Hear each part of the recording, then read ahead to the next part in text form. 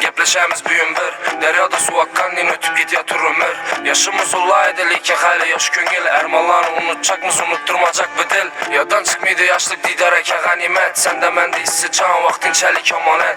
Kol bergen adamların unutmasın akıbetini. Kaladık hemmemizden basıp koygan tocu taxt. Doğru mən bu geplerine evvelem köp aytkanma. Likin bana işan sen yama yoldan kaytkanma.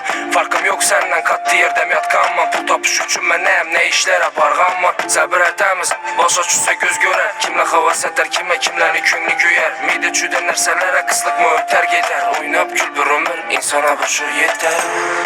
Oynap gül dostum devrini sür dostum. Bu dünyala ganimet köngelle her daim dolsun. Oynap gül dostum devrini sür dostum. Bu dünyala ganimet köngelle her daim dolsun.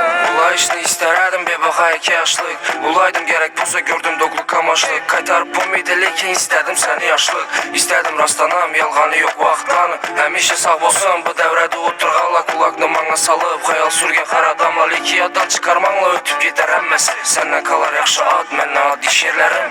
Doğru mən bu geplerine evvelem köp aytkanma. Likin bana işan sen yama yoldan kaytkanma.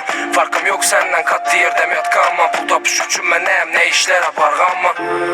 Gülüp isladım addi yürüşte kaldım. Özgertirmedi mənsə baxır hikayasını şu geplere aldım. Gülüp isladım addi yürüşte kaldım. Özgertirmedi mənsə baxır hikayasını şu geplere aldım. Oynap gül dostum devrini sür dostum. Bu dünyala ganimet köngelle her daim